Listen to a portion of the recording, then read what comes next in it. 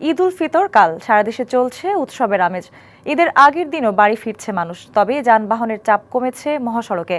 একদম শেষ সময়ের ঈদযাত্রায় ঢাকা টাঙ্গাইল ও ঢাকা ময়মনসিংহ মহাসড়কে যাত্রী নেই বললেই চলে।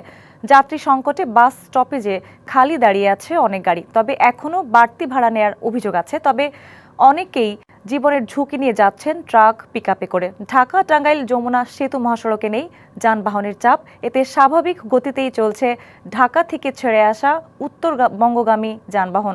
অনেকেই ব্যক্তিগত যানবাহন ও মোটরসাইকেলে করে ঈদ করতে বাড়ি ফিরছেন। এদিকে ট্রাক ও পিকআপে করে গন্তব্যে পৌঁছাতে দেখা গেছে যাত্রীদের। টাঙ্গাইলে মহাসড়কের সবশেষ পরিস্থিতি জানাতে সরাসরি যুক্ত হচ্ছেন সহকর্মী সোহেল তালুকদার। সোহেল, মহাসড়কে এখন কি চিত্র দেখছেন? কোনো জনদুর্ভোগ রয়েছে কিনা, যানজট দেখছেন কিনা জানাবেন।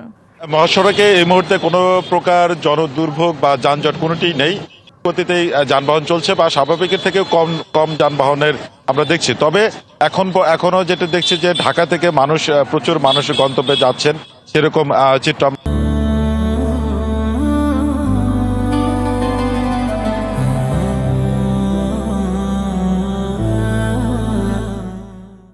পরিসংখ্যান দিয়ে রাখি যে গেল 24 ঘন্টায় এই যমুনা সেতু হয়েছে, এই সেতু দিয়ে প্রায় ৪৬,০০০-এর মতো যানবাহন পারাপার হয়েছে।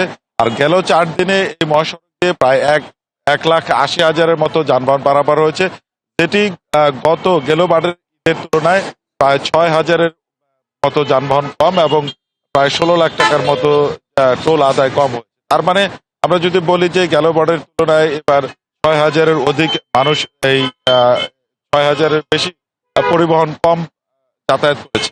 আর একটি তথ্য দিয়ে রাখি, আপনি জানেন যে ঢাকা টাঙ্গাইল মহাসড়কে গেল প্রায় ২০ ঘন্টার মতো একটি ভোগান্তির চিত্র ছিল। সেটি ঢাকা থেকে শুরু করে গাজীপুর, সাভার সব এবং যমুনা সেতু এই পর্যন্ত অংশে কিন্তু গত ২০ ঘন্টায় চরম ভোগান্তি পোহাতে হয়েছে। সোহেল, ধন্যবাদ আপনাকে।